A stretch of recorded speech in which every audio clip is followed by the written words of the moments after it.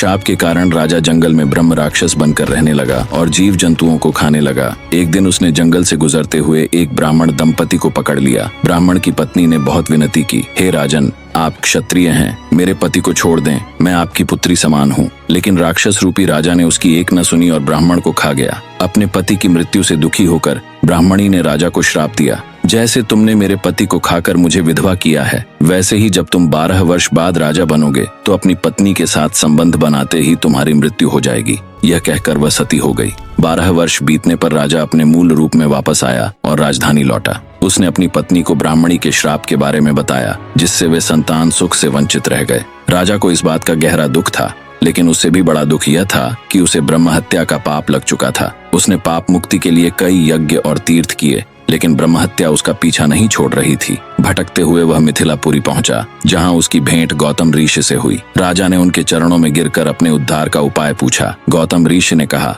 हे राजन, इस पाप से मुक्ति केवल भगवान शिव के प्रिय स्थान गोकर्ण महाबलेश्वर में ही मिल सकती है। वह स्थान साक्षात कैलाश समान है। वहां जाने मात्र से ब्रह्म हत्या जैसे महापाप नष्ट हो जाते हैं। राजा के मन में विश्वास जगाने के लिए गौतम ऋषि ने एक पुरानी घटना सुनाई। एक बार मैं गोकर्ण में था।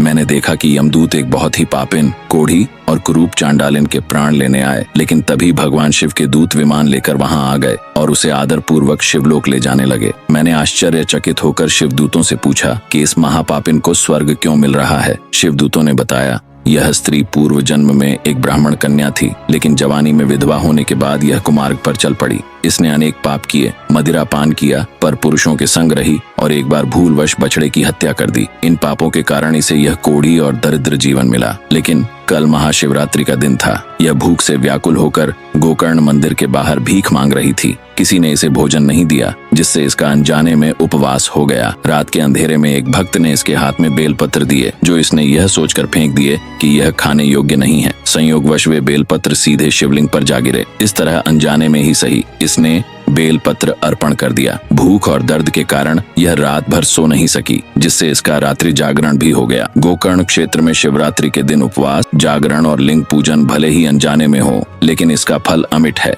इसी पुण्य के प्रभाव से इसके सारे पाप नष्ट हो गए और अब यह शिवलोक जा रही है। गौतम ऋषि ने राजा मित्रसाह से कहा, जब अनजाने में किए गए पुण्य से उस चांडालिन को मोक्ष मिल गया तो तुम श्रद्धा पूर्वक वहां जाओ, तुम्हारा कल्याण निश्चित है। ऋषि की आज्ञा मानकर राजा मित्रसाह गोकर्ण गए। वहां महाबलेश्वर के दर्शन और भजन से वे ब्रह्म हत्या के पाप से मुक्त हो गए। सिद्ध मुनि ने नामधारक से कहा, यही कारण है कि श्रीपाद श्री वल्लभ भी गोकर्ण महाबलेश्वर में रहे, क्योंकि वह स्थान अत्यंत पवित्र और मोक्षदायक है।